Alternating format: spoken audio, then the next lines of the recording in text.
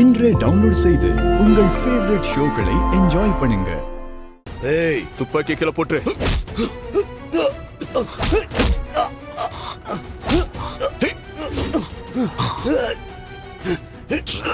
உன்னை கொல்லாம விட மாட்டேன். நோ, சுடாத. இவன் எனக்கு உயிரோட வேணும்.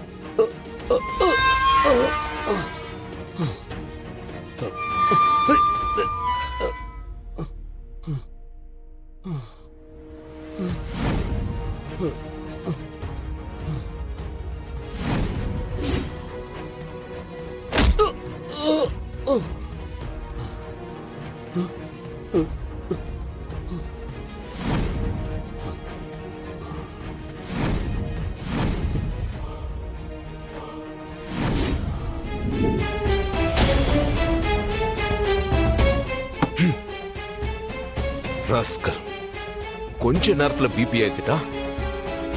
குட் ஜாப் ஏடி. நீ கரெக்டான நேரத்துல அவனை கன் பாயிண்ட்ல தடுத்து நிறுத்திட்ட.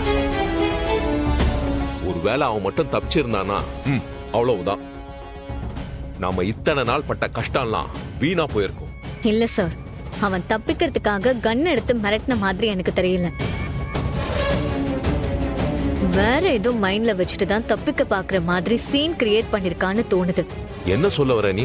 ஆமா சார், இங்க இருக்கிற ப்ரொடெக்ஷனை தாண்டி அவனால தப்பிக்கவே முடியாதுன்னு அவனுக்கு நல்லாவே தெரியும். தெரிஞ்சிருந்தும் அவன் இப்படி பண்ணிருக்கானா வேற ஏதோ பிளான் பண்ணிருக்கான்னு அர்த்தம் சார்.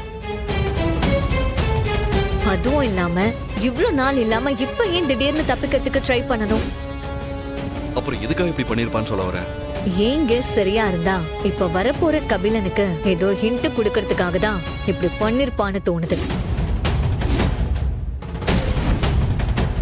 ஏடி, இங்க கபிலன் வர போறான்னு புருஸ்திக் தெரியாது.